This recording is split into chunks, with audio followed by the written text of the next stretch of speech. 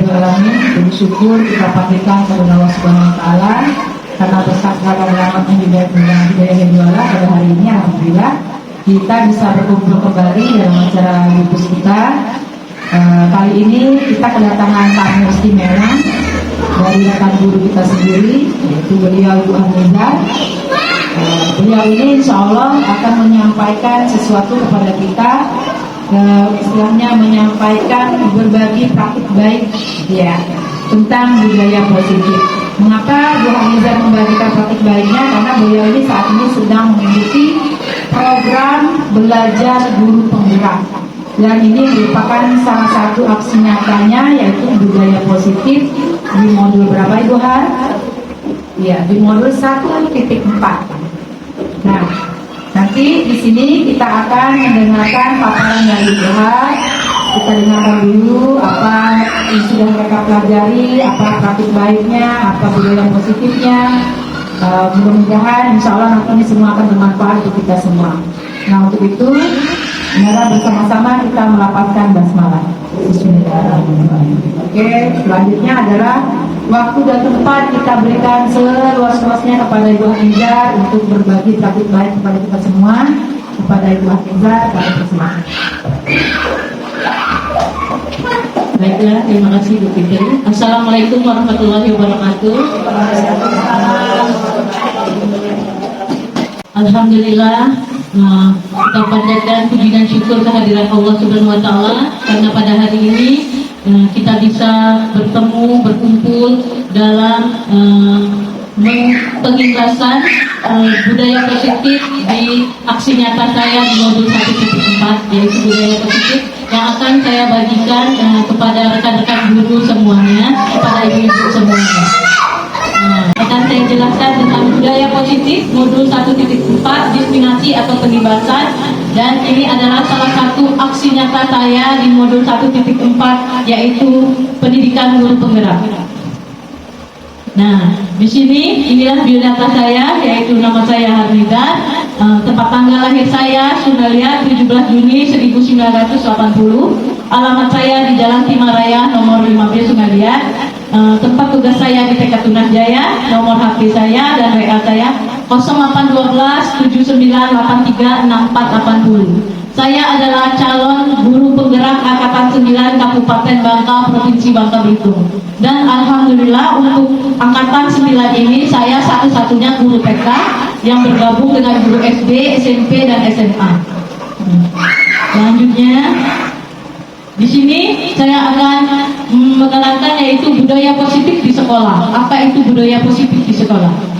Budaya positif di sekolah yaitu nilai-nilai dan kebiasaan-kebiasaan di sekolah yang berpihak pada peserta didik agar mereka dapat berkembang menjadi pribadi yang kritis, penuh hormat dan bertanggung jawab. Nah, di sini ada konsep inti budaya positif, yaitu yang pertama perubahan paradigma, disiplin positif, nilai-nilai kebajikan, kebutuhan dasar manusia, motivasi perilaku, posisi kontrol guru, keyakinan kelas, dan segitiga restitusi. Nah, di sini perubahan paradigma, kegiatan kepala, tangan. Nah, perhatikan ya Ibu baik-baik. Di sini ada A dan B, Anda dan teman Anda. Boleh di sebelahnya ya Ibu. Nah, sobeklah secari kertas kecil. Tuliskan benda atau sesuatu yang sangat berharga untuk Anda. Letakkan di salah satu tangan Anda. Boleh dicoba Ibu Guru, silakan Ibu-ibu, rekan-rekan guru. Nah, sobek sedikit kertas kecil, tuliskan yang sesuatu yang berharga. Apa yang paling berharga di dunia ini ya, buat Ibu, rekan-rekan guru semuanya. Nah, kemudian genggam secari kertas tadi, digenggam. Letakkan di salah satu tangan Anda dan genggam benda sesuatu tersebut dengan segala gaya. Buatlah sebuah kepalan, dikepal kuat-kuat dulu, dikepal, udah ditulis dan juga dikepal. Nah, teman Anda di sebelahnya B akan mencoba dengan sekuat tenaga dengan berbagai cara untuk meminta Anda memberikan benda tersebut. Bisa dengan membujuk, mengancam, menghardik, merayu, menyuap, apa saja agar dapat membuka kepala tangan Anda. Apa yang terjadi? Coba mulai dari sebelahnya. Apa yang terjadi? Nah, berharga, kenapa berharga? Yuk, nanti dengan rayuan, ayo buka ibu, buka. Ayo buka. Nanti saya kasih uang 100 juta. Silakan ibu, mau ibu. Apa yang terjadi? Apa yang terjadi teman-teman? Semua mempertahankan. Bagaimana? Apa yang terjadi? Semua mempertahankan. Gimana? Mempertahankan. Iya, mempertahankan. Oke, karena sesuatu yang berharga. Jadi posisi kontrol itu siapa yang mengontrol diri kita? Diri sendiri. Bisa orang lain yang mengontrol kita? Pasti diri sendiri. Ya, walaupun dibujuk ya. Terima kasih teman-teman buat ibu-ibu. Nah, selanjutnya ini ada miskonsepsi tentang teori kontrol. Nah, di sini ilusi guru mengontrol murid, ya. Ilusi itu hanya khayalan bahwa kita bisa mengontrol murid, ya. Nah, terus di sini ilusi bahwa kritik dan membuat orang merasa bersalah dapat menguatkan karakter, itu hanya ilusi. Ilusi bahwa semua penguatan positif, efektif dan bermanfaat. Serta ilusi bahwa orang dewasa memiliki hak untuk memaksa. Nah, itu semua adalah ilusi, ya. Selanjutnya, nah, di sini ada mengubah paradigma stimulus respon ke pendekatan teori kontrol. Di mana stimulus respon realitas kebutuhan kita sama. Sementara di teori kontrol di situ realitas kebutuhan kita berbeda. Nah, semua orang melihat hal yang sama, tapi di teori kontrol setiap orang memiliki gambaran yang berbeda. Di stimulus respon kita mencoba mengubah orang agar berpandangan sama dengan kita. Kita berusaha memahami pandangan orang lain tentang dunia. Selanjutnya, di stimulus respon perilaku buruk dilihat sebagai suatu kesalahan. Di teori kontrol semua perilaku memiliki tujuan. Stimulus respon, orang lain bisa mengontrol saya, ya. Tapi di teori kontrol hanya Anda yang bisa mengontrol diri Anda. Di stimulus respon, saya bisa mengontrol orang lain. Tapi di teori kontrol, Anda tidak bisa mengontrol orang lain. Di stimulus respon, pemaksaan Anda pada saat bujukan gagal. Di teori kontrol, kolaborasi dan konsensus menciptakan pilihan-pilihan baru. Nah, di stimulus respon, model berpikir menang atau kalah. Tapi di teori kontrol, model berpikir menang, ya. Selanjutnya, nah di sini ada disiplin positif. Apa itu disiplin positif? Disiplin berasal dari kata disiplina yang artinya belajar, ya. Disiplin mengacu pada disiplin diri yang memiliki tanggung jawab terhadap apa yang dilakukannya berdasarkan nilai-nilai yang diyakini. Nah, disiplin positif merupakan salah satu cara penerapan disiplin yang bertujuan untuk menumbuhkan kesadaran serta memperdayakan peserta didik tanpa imbalan, penghargaan atau reward, ancaman atau hukuman. Nah, di sini sebagai pendidik tujuan kita adalah menciptakan peserta didik yang memiliki disiplin diri sehingga mereka berperilaku mengacu kepada nilai-nilai kebajikan universal dan memiliki motivasi intrik dalam perubahan perilaku ke arah yang lebih baik. Nah, di sini ada nilai-nilai kebajikan. Nilai-nilai kebajikan ini nilai yang disepakati bersama, lepas dari suku bangsa, agama, bahasa, maupun latar belakangnya. Ini adalah contoh nilai kebajikan institusi atau organisasi. Yaitu di profil pelajar Pancasila ada beriman dan bertakwa kepada Tuhan Yang Maha Esa dan berakhlak mulia.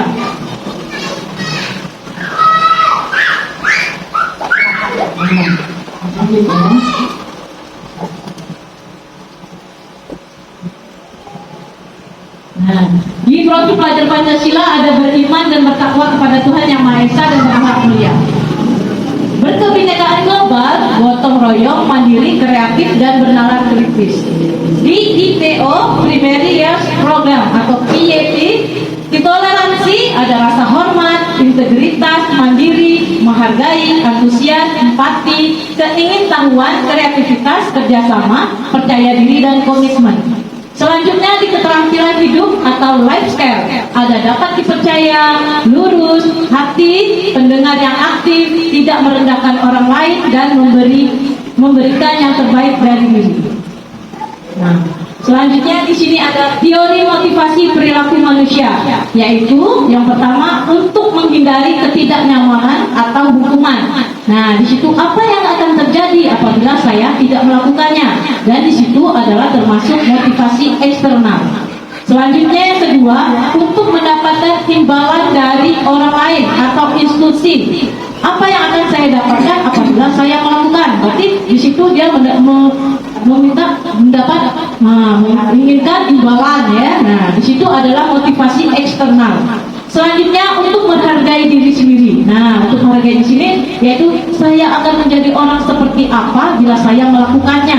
Nah, di sini itu termasuk motivasi internal. Disitulah dari tujuan disiplin positif kita ya. Nah, berarti walaupun apapun tanpa imbalan, dengan imbalan tidak ada, tapi kita untuk apa? Untuk apa kita perilaku kita di situ ya. Selanjutnya di sini ada hukuman, konsekuensi, restitusi. Hukuman itu tidak berencana atau tiba-tiba. Murid tidak tahu apa yang akan terjadi atau tidak dilibatkan, bersifat satu arah, berupa hukuman fisik atau psikis. Sementara konsekuensi terancana disepakati sesuai aturan, murid tetap dibuat tidak nyaman. Sikap guru selalu memonitor murid. Selanjutnya ada restitusi, proses menciptakan kondisi bagi murid untuk memperbaiki kesalahannya. Proses kolaboratif yang mengajarkan murid untuk mencari solusi sendiri. Nah, di sini ada dihukum oleh penghargaan. Nah, di sini biasanya ya ibu kita sering memberi penghargaan kepada anak-anak didik kita ya. Nah, mungkin di situ juga saya juga seperti itu. Tapi setelah mempelajari ini bahwa saya tahu bahwa ya dihukum oleh penghargaan, berarti penghargaan itu juga termasuk menghukum ya. Nah, bahwa penghargaan berlaku sama dengan hukuman. Nah, dalam arti meminta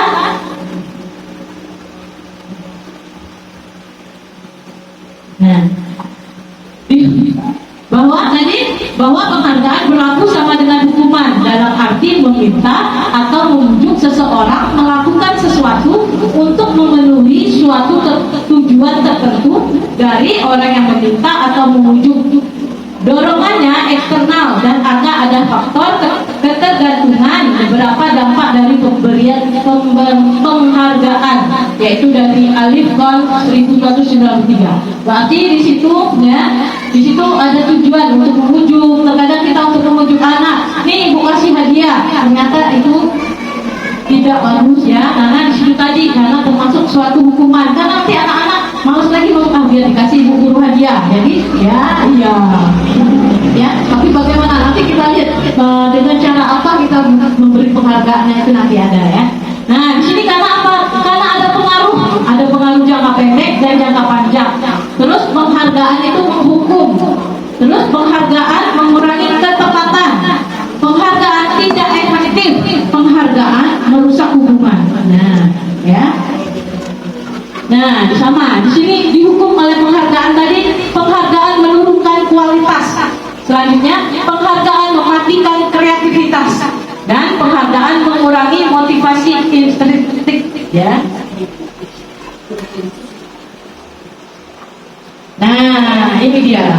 Di sini bentuk dari penghargaan tadi kita kasih bentuk program kebajikan, yaitu kita ganti dengan apresiasi. Namanya apresiasi, yaitu apresiasi dengan memberi pengakuan secara khusus, beri pengakuan secara pribadi, beri pengakuan kepada semua murid atau bergantian, beri pengakuan secara konsisten, fokus pada proses. Nah, jadi apresiasi. Misalnya hari ini anak biasanya kan memang yang mungkin yang memang alhamdulillah alhamdulillah yang luar biasa ya, yang tidak bisa baca. Jadi kita memberi hadiah apresiasi kepada anak-anak seperti itu. Sementara anak-anak yang tidak bisa angka nol, misalnya belum tahu itu huruf A, kan tidak pernah kita kasih penghargaan. Tapi di sini kita beri apresiasi kepada anak-anak seperti itu. Kita beri apresiasinya dengan cara ini. Misal hari ini kan seperti kemarin Mbak Fasya kan belum bisa duduk. Nah kemarin Mbak Fasya udah bisa duduk hari ini. Alhamdulillah kita kasih ya apresiasi. Nah beri apresiasi kita. Ya kasih tepuk tangan atau kita masya Allah pintarnya kan bisa begitu. Jadi tidak hanya anak-anak yang memang luar biasa, tapi kita bergantian. Oh hari ini yang luar biasa hari ini, masya Allah yang hari ini. Oh hari ini misalnya Aulia sudah bisa nulis angka 1, masya Allah tuh ibu bersyukur hari ini. Nah kita bisa bergantian anak-anaknya setiap hari. Jadi yang kita lihat itu juga jangan hanya anak-anak yang ya, berarti yang kita lihat ya, perhatikan di situ ya. Karena semua anak itu unik dan semua anak itu berbeda. Kepintarannya memang berbeda-beda. Mungkin ada yang di bidang seni, ada yang bisa dihitung, ada yang pintar mengaji, ada yang pintar hafalan. Dan anak-anak itu memang berbeda-beda dan unik ya. Selanjutnya, nah ini keyakinan kelas. Nah, keyakinan kelas ini, mengapa keyakinan kelas ya? Mengapa keyakinan kelas? Mengapa bukan peraturan kelas? Jadi saudara, ibu-ibu, kita sudah tidak peraturan lagi, tapi dengan keyakinan. Dari peraturan itu kita buat menjadi keyakinan kelas. Nah, di sini yang sudah saya terapkan di kelas saya yaitu dengan membuat keyakinan kelas atau kesepakatan kelas dari B1. Di sini kenapa keyakinan kelas tadi? Karena bersifat abstrak, terus berupa pernyataan universal, dibuat dalam pernyataan positif. Hendaknya tidak terlalu banyak sehingga mudah diingat dan dipahami oleh semua warga kelas. Keyakinan kelas sebaiknya sesuatu yang dapat diterapkan di lingkungan tersebut. Semua warga kelas hendaknya ikut berkontribusi dalam pembuatan keyakinan kelas lewat kegiatan curah pendapat. Bersedia meninjau kembali keyakinan kelas dari waktu ke waktu. Nah, di sini alhamdulillah saya terapkan di kelas saya di kelompok B1 dan di situ sudah ada hasilnya dari keyakinan kelas dari kelompok B1. Jadi di sini anak-anak sendiri.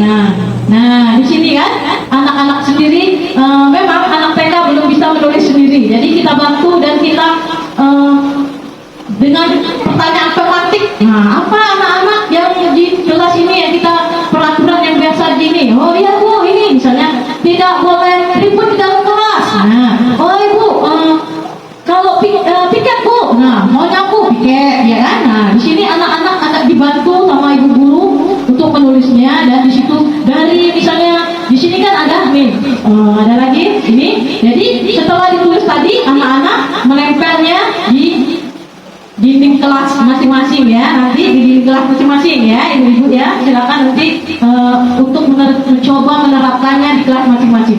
Nah, di sini ada realisasi keyakinan kelas yang sudah saya terapkan di kelompok B1 yaitu di sini. Nah, di sini ada keyakinan kelasnya anak disiplin. Disiplin itu saat anak-anak mencuci tangan. Karena sudah membuat keyakinan kelasnya tadi, anak-anak kan bisa tahu. Jadi, Bu, saat mencuci tangan kita disiplin ya. Berarti anak-anak sudah bisa karena kita sudah ada keyakinan kelas tadi. Jadi di sini ada anak-anak disiplin saat mencuci tangan. Nah, saat ada air yang tumpah, kita tidak susah lagi ibu ngambil pernya sendiri. Jadi anak-anak karena sudah ada keyakinan kelas tadi, sudah kita kalau bisa setiap hari kita menjadi kebiasaan. Jadi anak-anak sudah terbiasa. Jadi saat ada air tumpah pun anak-anak ngepel sendiri. Terkadang air pel sendiri pun bukan ibu yang misal Bu airnya tumpah, bukan, tapi anak-anak teman-temannya bilang kalau air tumpah kayak mana, cepat ambil pel. Nah, anak-anak sendiri sudah terbiasa, jadi menjadi kebiasaan tersendiri. Nah, di sini ada piket kelas. Piket kelas tuh kadang-kadang tanya, Bu hari yang kamu piket? Nanti 1 minggu sekali kan piket. Nanti ditanya lagi, Bu kapan kamu piket lagi? Nah, nanti karena sudah ada keyakinan kelas tadi membuat anak-anak bertanggung jawab, disiplin ya. Nah, saling menyayangi kan, saling menghormati begitu. Nah, sama di atas juga piket dan membuang sampah juga sudah ada, membuang sampah pada tempatnya karena itu juga termasuk tanggung jawab anak-anak ya. Di situ ada lagi anak-anak merapikan mainan, itu juga juga termasuk iya tanggung jawab, benar sekali ya. Nah, sekarang lanjut. Nah, di sini ada video realisasi keyakinan kelas kita. Nah, di sini ya salah satunya. Nah, ini untuk disiplin juga ya. Di sini contoh untuk masuk kelas biar anak-anak tidak berebutan. Jadi di sini alhamdulillah setiap hari pulang sama pergi ya. Anak-anak sudah melakukannya. Jadi di sini ini salah satu contoh disiplin positif berdisiplin yaitu saat masuk ke dalam kelas ataupun pulang. Jadi anak-anak sudah tahu harus rapi, tidak kita instruksi lagi, tidak kita bilang lagi, anak-anak bisa sendiri ya.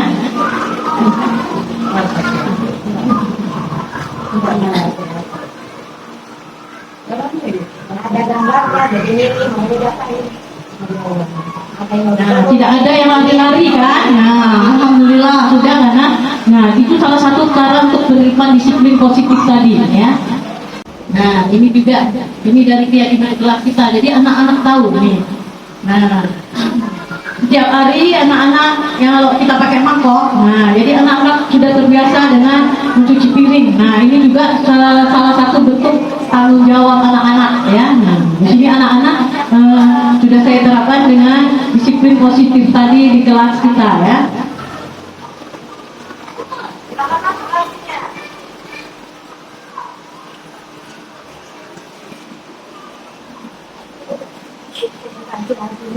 Dan alhamdulillah kan anak-anak tidak apa antrinya sudah dari ya. Nah, itu adalah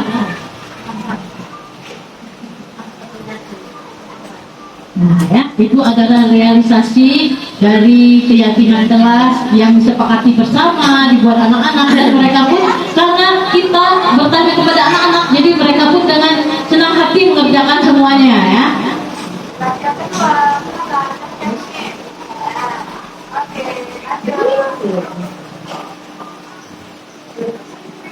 Nah, selanjutnya nah itu dari keyakinan kelas. Silakan ya ibu-ibu yang belum di kelasnya silakan coba ya. Nanti kita lihat hasilnya ya. Ini alhamdulillah hasilnya sudah kelihatan ya. Karena kebiasaan tadi ya. Nah, selanjutnya yaitu kebutuhan dasar manusia. Kebutuhan dasar manusia adalah segala sesuatu yang kita lakukan untuk mendapatkan apa yang kita inginkan. Seluruh tindakan yang kita lakukan memiliki tujuan tertentu dan semua usaha terbaik yang kita lakukan adalah dalam rangka agar kebutuhan dasar kita terpenuhi dengan baik. Di sini ada 5 kebutuhan dasar manusia, yaitu bertahan hidup, yakni makanan, pakaian, tempat tinggal, keamanan, kesehatan. Terus ada kasih sayang dan rasa diterima. Rasa diterima, dipedulikan, berbagi, kerjasama, menjadi bagian dalam kelompok. Selanjutnya ada penguasaan. Di sini meliputi harga diri, keinginan untuk dianggap, memimpin, berprestasi, diakui dan didengar. Selanjutnya ada mandiri. Di sini memiliki pilihan, mencoba hal baru, mampu mengendalikan arah dirinya. Nah, di sini kebebasan dan selanjutnya kesenangan, yaitu bermain, humor, antusiasme dan tertawa.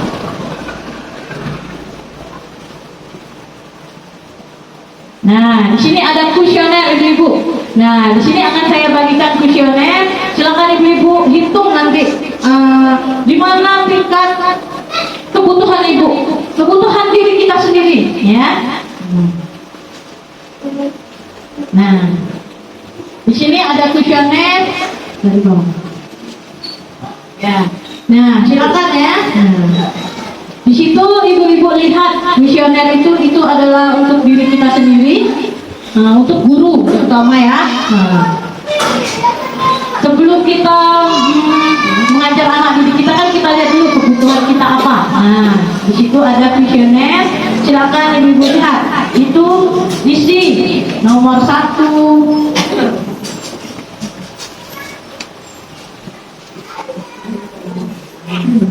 Nah, di kuesioner ini saya senang berteman. Ibu senang berteman tidak?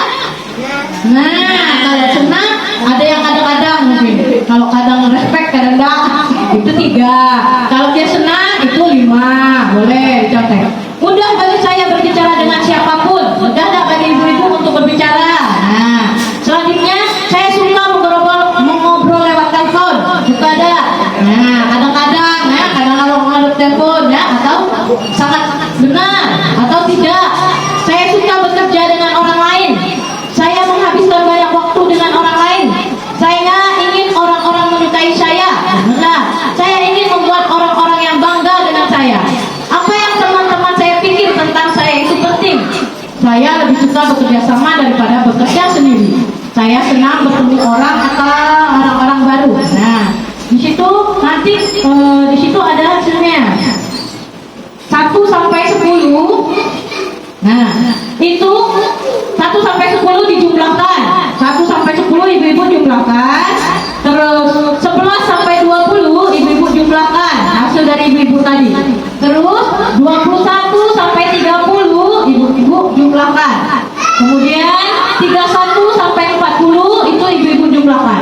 Nah, dari 1 sampai 10 itu berarti kebutuhan ibu itu butuh kasih sayang dan rasa diterima. Kalau itu jumlahnya lebih besar dari ke-4 tadi ya, ada 4. 1 poinnya 1 sampai 10, 11 sampai 20, 21 sampai 30, 31 sampai 40.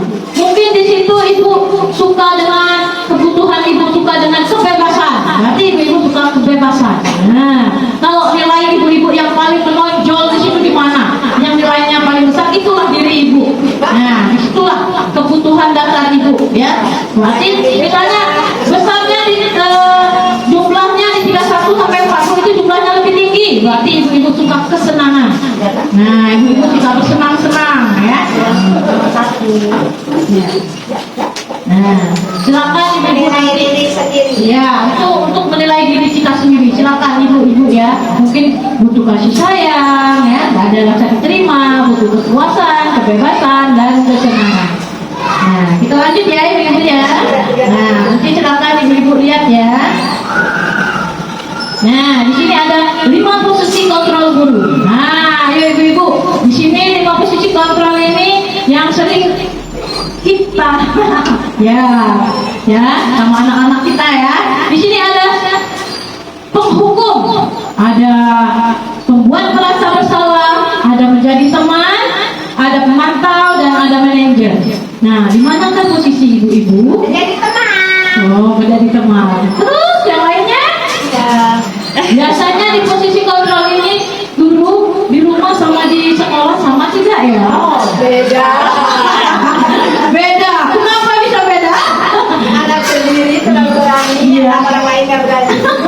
Nah, itu berbeda ya. Tapi kalau bisa ibu, kita mulai sekarang kalau bisa sama. Sama. Di rumah sama di sekolah posisi kita di sama. Biasanya ada di penghukum. Mungkin di sini kebanyakan di teman ya. Posisi gurunya di teman atau di pemantau. Nah, kalau kita sudah di teman, kita bisa naik level sedikit ibu-ibu ya di pemantau. Nanti kalau sudah di pemantau, kita bisa menjadi manajer. Jadi sebaiknya seorang guru itu lebih bagus lagi di manajer ya. Posisinya ya manajer ya. Nah, kenapa manajer nanti ada ya. Nah, di sini kadang kata-kata kita, kata-kata ibu-ibu guru, mungkin kata-kata kita di rumah juga ya, ibu-ibu yang di rumah ya. Nah, di sini sekarang kita bilang ibu kecewa sekali dengan kamu. Nah, di situ kata-kata itu biasanya di posisi apa kita ya? Ibu kecewa sekali dengan kamu. Di posisi apa? Ibu mah yang marah ke lapasa. Dia pembuat rasa bersalah. Nah, terus yang kedua, patuhi aturan ibu atau awas. Nah, itu biasanya di mana tuh posisinya tadi? Hah? Iya betul, di penghukum. Iya, posisi penghukum. Selanjutnya nomor 3, ya sudah, kali ini tidak apa-apa. Nanti ku bantu bereskan. Itu di posisi apa ya? Iya, di posisi teman. Selanjutnya, apa yang telah kamu lakukan? Memantau. Hah? Iya, memantau. Mantap ibu. Terus selanjutnya, apa yang kita yakini? Kembali tadi ke keyakinan kelas. Itu di posisi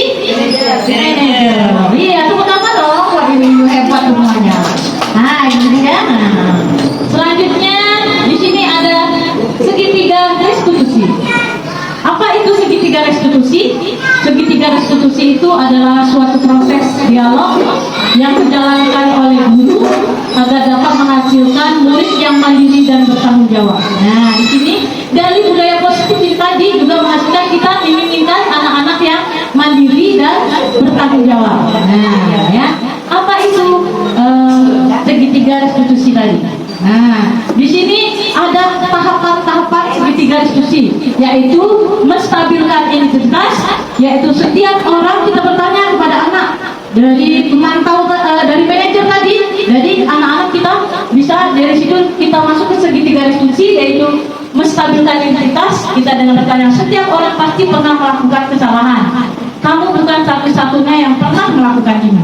Nah, selanjutnya di validasi tindakan yang salah. Kamu tentu punya alasan mengapa melakukan itu. Adakah cara yang lebih efektif untuk mendapatkan apa yang kamu butuhkan? Nah, terus selanjutnya menanyakan keyakinan. Nah, kembali lagi ke keyakinan kelas. Nah, jadi keyakinan kelas apa yang telah kita sepakati di saat anak-anak melakukan pelanggaran disiplin tadi, pelanggaran kedisiplinan ya. Jadi kita bertanya lagi kepada anak-anak, keyakinan apa yang telah kita sepakati? Nah, anak-anak akan bisa menjawab sendiri karena sudah ada keyakinan kelas yang kita sepakati bersama-sama tadi di dalam kelas. Terus kamu ingin menjadi orang yang seperti apa? Nah, di sini sudah ada contoh yang sudah saya buat aksi nyata saya di kelas, yaitu video tahapan segitiga diskusi. Nah, di sini ya, perhatikan. Ini segitiga diskusi.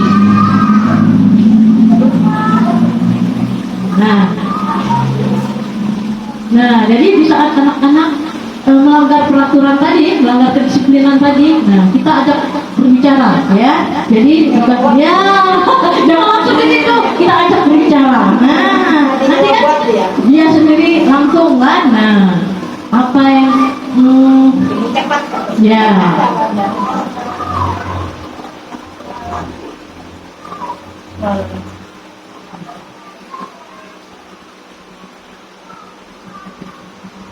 Dari kesalahan itu kan dia bisa ini kan. Kembali lagi kita ke keyakinan kelas tadi. Nah, mengapa melakukan itu? Pasti ada alasan kan. Kita tanya alasannya mengapa.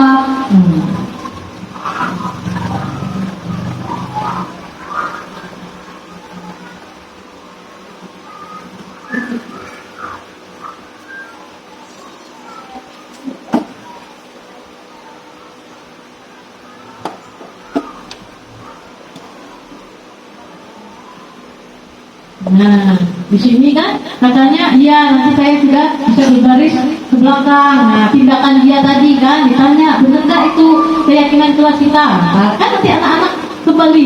Jadi kita hanya dengan pertanyaan pemantik dan pertanyaan. Jadi tahapan segitiga diskusi. Nah, akhirnya kan dia kembali ke belakang. Iya, antri lagi. Oke.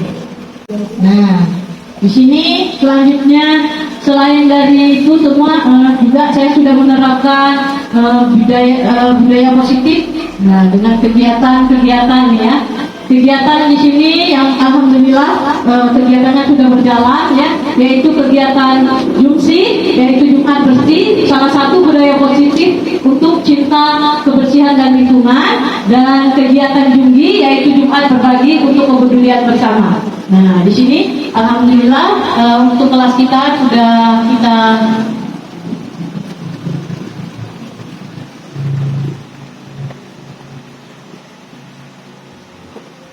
Nah, ini untuk Jungsi kita. Nah, ini salah satu budaya positif dan untuk anak-anak bertanggung cinta lingkungannya ya, Ibu.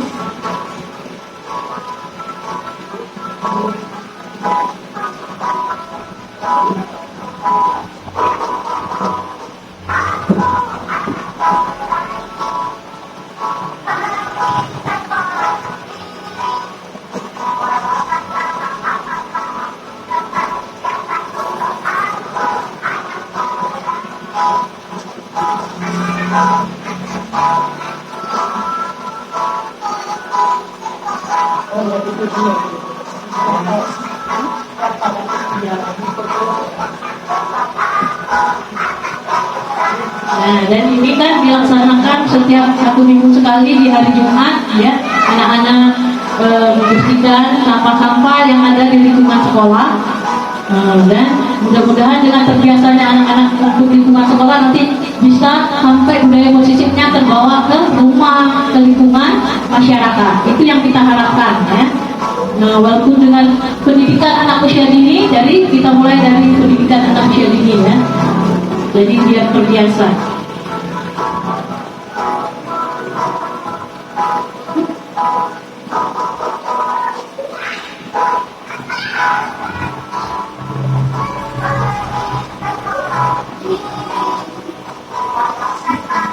Nah, dan alhamdulillah hasilnya ya, biarpun tidak sebersih mak-maknya, ibu-ibu gurunya yang bersih, tapi alhamdulillah ya, sudah banyak di plastik sampah-sampah yang dibawanya ya.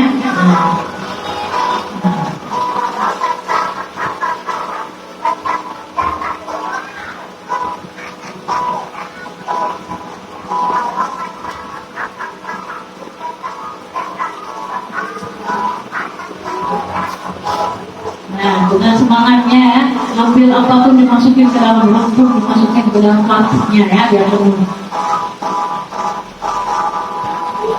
Oke. Selanjutnya di sini ada junggi, yaitu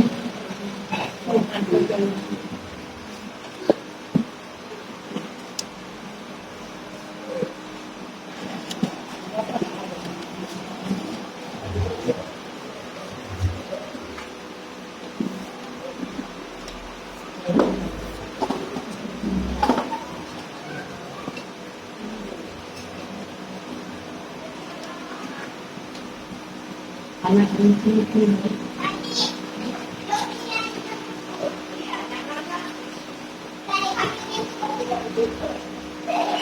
Nah, ini salah satu budaya positif juga.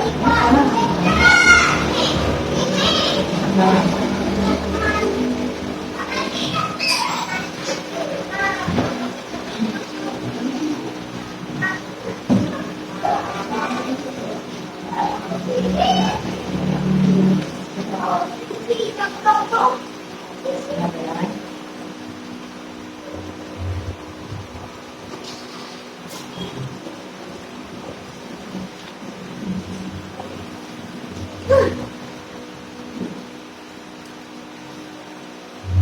Nah, ini budaya junggi, yaitu Jumat berbagi, yang alhamdulillah sudah kita terapkan juga di kelas kita ya.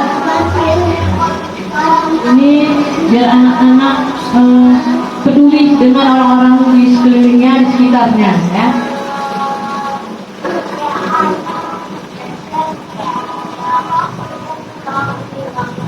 Dan ini juga 1 minggu sekali anak-anak mengumpulkan sedekahnya. Nah, nanti akan kita buat seperti ini ya.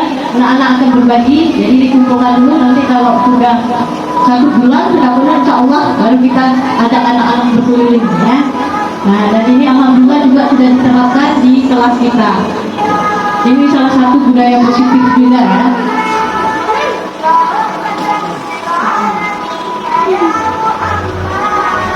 Nah, di sini anak-anak sendiri yang berbelanja, anak-anak sendiri yang membagikan ke orang-orang sekitar, ya. Nah, tuh, kan, berbagi sendiri. Ibu cuma hanya sebagai fasilitator saja, mungkin ya. Nah, mengajarkan anak-anak dari ini, ya.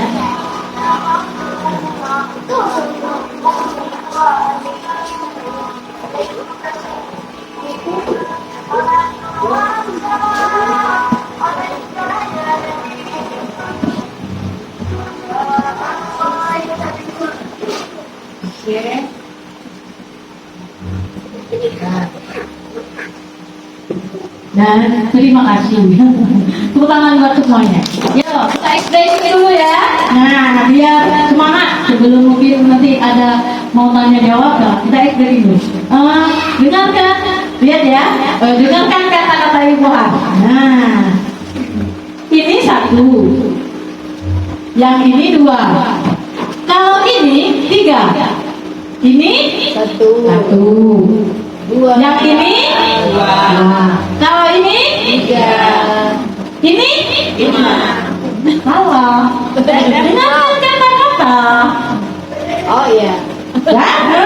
Nah, ini 1, yang ini 2, kalau itu 3. Ya? Kata-kata ya, sudah nggak? Yang ini? 4. 2. Ya. Tepuk tangan. Betul, tepuk tangan. Masih? Mana? Yuk, yang konsentrasi lagi. Ini 1. Kata-kata. Dengarkan kata-kata. Ini 1, yang ini 2. Kalau itu 3. Jadi kalau itu 3. benar. Ini kata-kata. Kata-kata. Bisa yuk. Kalau ini 1. Kalau ini 1. ini 1. Yang ini 2. Kalau itu 3. Kalau itu 3. betul. Ini 3. Bukan. Konsentrasi dah. Alhamdulillah. Ya, tangan buat semuanya. Terima kasih rekan-rekan guru dan ibu-ibu hebat semuanya. Itulah aksi nyata di kelas saya, yaitu pada budaya positif di modul 1.4. Terima kasih atas perhatian ibu-ibu semuanya. Mungkin dalam penyampaian ada yang salah, ada kata-kata yang salah, saya mohon maaf. Mungkin selanjutnya saya serahkan kepada Ibu Pi. Oke, terima kasih. Kita kasih aplaus yang meriah buat Ibu ya. Masya Allah, ini sangat luar biasa tentang budaya positif. Nah, ini ya, dari yang kita tangkap dan kita lihat contoh-contohnya, terlihat mudah nggak untuk dikerjakan? Insya Allah. Insya Allah mudah kita terapkan. Nah, nanti diharapkan ini program yang sudah dijalankan bisa jadi contoh yang kita bawa pulang sebagai oleh untuk di sekolah masing-masing nanti ya. Nah, untuk itu jika ada yang ingin masih ditanyakan atau misal kelanjutan programnya yang seperti apa, terus cara nerapinnya, kita yang baru mau mulai itu gimana, mungkin teman-teman bisa tanya ke Buhat. Kita kasih kesempatan untuk 1 atau 2 penanya ya, mengingat waktu kita sudah agak siang. Jadi kepada ibu-ibu yang mau bertanya, kalian persilakan. Boleh angkat tangannya ya, mau bertanya boleh. Silakan, ada ibu-ibu. Oke, silakan. Ibu, berarti ibu boleh silakan bertanya sama apa sama Buhat. Perkenalkan nama saya. Perkenalkan, nama saya Dia. Saya wali murid dari B1 kelompok bermain ya. Dari Petronas Jaya. Saya ingin menanyakan sedikit tadi, materinya sangat menarik Ibu. Modul 1.4 yaitu tentang budaya positif tadi. Di sini saya ingin menanyakan sedikit tentang yang sangat menarik itu, yaitu adalah tentang hukuman tadi. Ya. Yang ingin saya tanyakan itu bagaimana misalnya anak-anak itu, Ibu tadi kan mengatakan anak-anak itu unik, ya. Misalnya kan ada yang kurang, ada yang lebih, misalnya ada yang lebih nakal. Ini ya, misalnya anak itu yang lebih nakal, apakah kita bisa kasih apresiasi ataupun hukuman atau gimana? Kalau misalnya nakalnya itu sudah keterlaluan, misalnya sering menjauhin teman ataupun apa misalnya. Terima kasih. Terima kasih, mungkin saya perjelas ini hukuman, reward, dan apresiasi yang dijelaskan Buhat khusus untuk anak-anak dalam tanda kutip. Nah, kita tidak labeli ya. Mulai sekarang kita sebagai guru perbaiki bahasanya, jangan mengatakan anak nakal, tapi dia aktif atau terlalu aktif. Ya, jadi dari sini mungkin kita belajar bahasanya yang positif, jadi tidak melabeli anak. Ya, oke ya. Jadi saya perbaiki maksudnya. Oke, itu mungkin Buhat bisa menyampaikan hukuman yang baik atau yang bagus untuk anak-anak yang super aktif gitu gimana itu. Itu yang ya.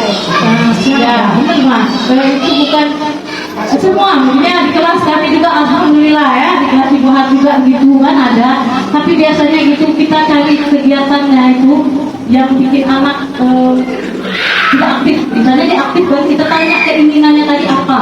Nah tadi kalau dia melakukan kesalahan tadi bisa dengan kembali lagi ke segitiga diskusi keyakinan kelas kita berbicara. Tapi terkadang-kadang anak kita ajak berbicara pun nggak mau berbicara kan? Masih kita tanya enggak kan ya. Memang itu semuanya itu memang bukan hanya di Mokhari saja ya, semuanya di guru-guru di sini juga memang begitu. Jadi hukuman itu memang tidak hukuman. Kita dibilang hukuman tadi atau penghargaan aja disebut suatu hukuman, apalagi hukuman. Jadi berbentuk yang positif tadi.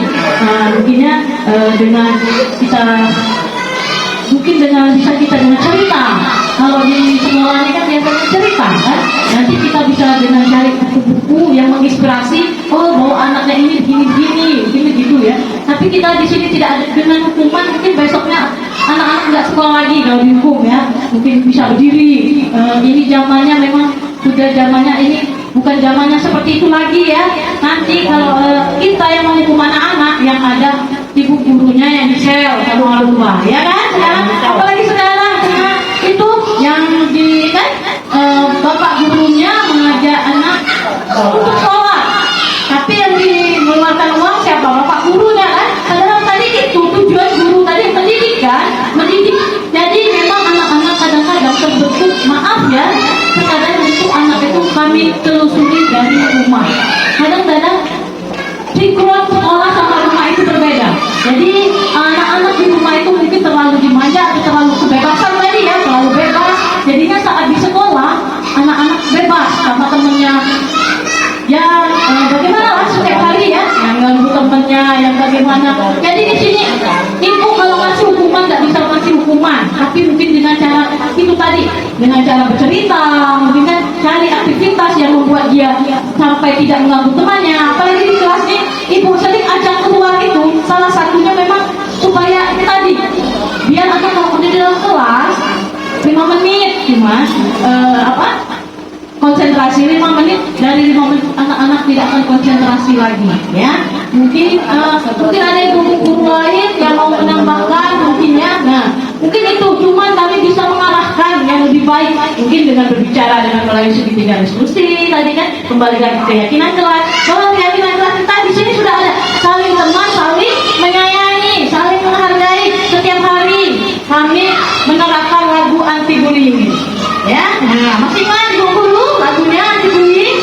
Nah yuk kita nyanyi sama-sama setiap hari itu kan, setiap hari itu dengar kan lewat video anak-anak. Itu tujuannya untuk itu, supaya anak-anak tadi tidak mengganggu temannya yang lain dan saling menyayangi. Kembali lagi kami kalau ke keyakinan kelas, kadang masih tanya ke orang tuanya, mengapa mak kita telusuri kenapa dikasih hukuman, nanti ibu dulu lah yang hukum. Jadi kita cari solusinya itu tadi dengan permainan, dengan cerita, dengan lagu. Mungkin guru TK mungkin harus seperti begitu ya kan, beri tontonan yang bermanfaat bahwa ini loh dengan ini begini ya. Ya lagu bullying. Di sini teman, di sana teman, di mana-mana kita berteman. Tak ada mahu, tak ada lawan, semuanya saling menyayangi. Tidak ejek-ejekan, tidak pukul-pukulan, saling tolong dan sayang dengan teman. Tidak ejek-ejekan, tidak pukul-pukulan, saling tolong dan sayang dengan teman. Nah itu salah satunya kan, dengan nyanyian itu setiap hari ibu nyanyian itu untuk apa tujuannya? Karena tadi kalau menghukum tidak bisa kan, mungkin dengan begitu, mungkin sedikit-sedikit kadang kami kasih apresiasi. Misalnya ada anak di kelas ya alhamdulillah begitu, hari ini dia pintar begini, pintar begitu ya alhamdulillah ibu-ibu senang. Jadi anak-anaknya yuk kita kasih tepuk tangan buat temennya, yuk kita kasih ini, itu saja satu apresiasi. Nah ya kita kasih cinta, kasih love, pasti anak-anak juga senang, bukan dengan hanya hadiah tapi dengan tindakan kita, dengan memberi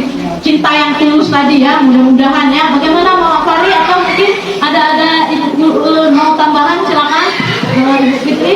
Yang mungkin Bu Pit tambahin sedikit ya. Biasanya rata-rata anak-anak bermasalah itu jika kebutuhan dasar yang dijelaskan Bu tadi dari tuh. Nah, biasanya ada salah satu, salah dua, salah tiga kebutuhan dasar yang tidak terpenuhi. Jadi rata-rata anak yang usia istilahnya TK sampai SMA atau kuliah bisa mengalami masalah biasanya itu karena ada salah satu kebutuhan dasar mereka tak terpenuhi. Rata-rata misalnya yang banyak bermasalah karena mau anak-anak yang udah SMA ya, misalnya keluarga bertemu, tapi mereka kebutuhan kasih sayangnya yang tidak terpenuhi. Jadi untuk itu mereka membuat ulah supaya untuk mencari kebutuhan yang kurang lebih. Paling kalau di sekolah rata-rata kebutuhan dasarnya yang tidak terpenuhi, misalnya kebebasan. Misalnya di rumah dilarang main itu, dilarang main ini, dilarang pegang itu.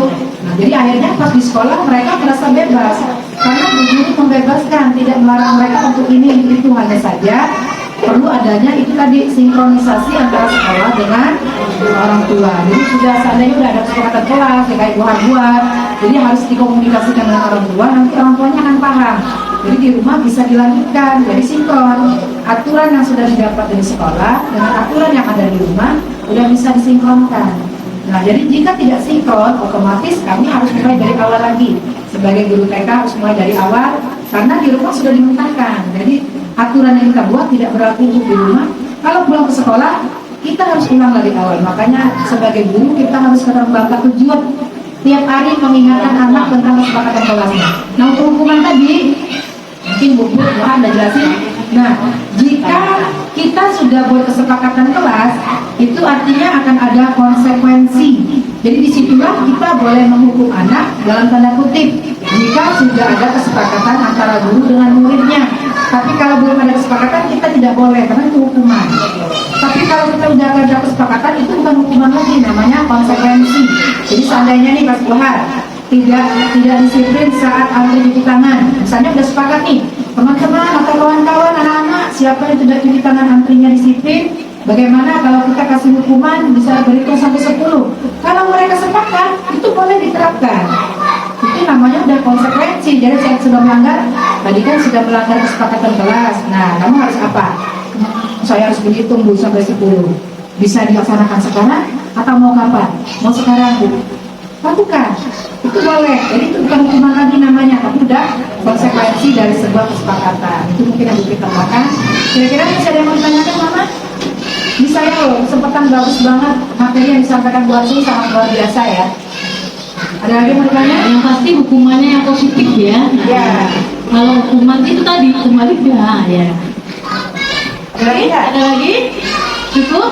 Oke, kalau nggak ada mungkin ya. Kalau tidak ya. Oke, terima kasih buat Ibu Har. Sekali lagi kita kasih aplaus yang mulia buat Ibu Har. Materinya sungguh luar biasa. Kepada ibu-ibu guru mudah-mudah hebat juga kasih aplaus untuk kita sendiri karena kita bisa di sini sudah tergerak dari hati nurani ingin berubah menjadi yang terbaik. Untuk itu, mari bersama-sama kita tutup acara kita ini dengan melafazkan alhamdulillah. Alhamdulillah. Akhirul kalam tutup. Jika ada salah yang mohon ampun. Kalau semua saya mohon maaf. Bila taufiq wal hidayah. Wassalamualaikum warahmatullahi wabarakatuh. Berikut adalah refleksi dari rekan sejawat setelah mengikuti kegiatan seminar kecil Budaya Positif. Assalamualaikum warahmatullahi wabarakatuh. Saya Hajah Maimana, Kepala TK Tunas Jaya. Saya menyaksikan karya nyata yang telah Ibu Harnijar membagikan kepada kawan-kawan. Alhamdulillah sangat baik sekali, terutama dengan teman sejawat yang satu TK, dan Ibu Harnijar sudah mampu implementasikan kepada kawan-kawan satu gugus. Alhamdulillah baik sekali, saya bersyukur guru saya masuk jadi guru penggerak, banyak sekali perubahan sehingga sekolah saya lebih baik lagi dan lebih maju lagi. Semoga dengan adanya guru penggerak di sekolah saya makin maju dan makin berkembang dengan baik. Demikian, Assalamualaikum warahmatullahi wabarakatuh. Assalamualaikum warahmatullahi wabarakatuh. Saya Elsiawani dari PAUD Nurul Ihsan. Tadi saya sudah mendengarkan paparan dari Ibu Har masalah tentang budaya positif yang diterapkan di sekolah. Semoga sekolah kami dapat menerapkan seperti itu.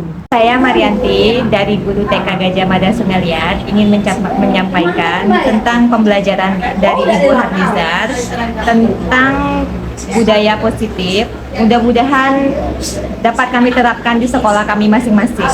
Terima kasih. Assalamualaikum warahmatullahi wabarakatuh. Saya kepala sekolah dari KB2IB. Dari apa yang disampaikan oleh Ibu Hanizar tadi, kami berterima kasih. Apa yang disampaikan bermanfaat bagi kami. Semoga apa yang diterapkan Ibu Hanizar bisa kami terapkan di sekolah kami, dan semoga sekolah juga bisa seperti TK Tugas Yaya. Terima kasih Ibu Hanizar. Katakan wassalamualaikum warahmatullahi wabarakatuh. Kumpulan video Budaya Positif.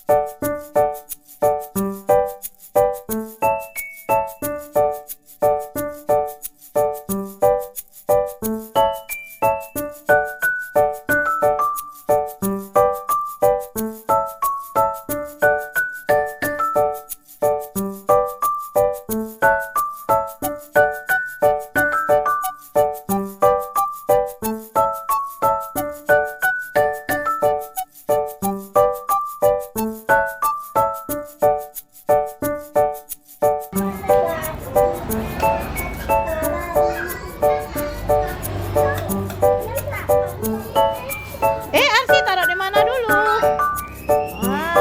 Oke. Baru gelas yang kedua, silakan kasih Yasmin. Nah, oke, lanjut. Silakan masuk arsinya.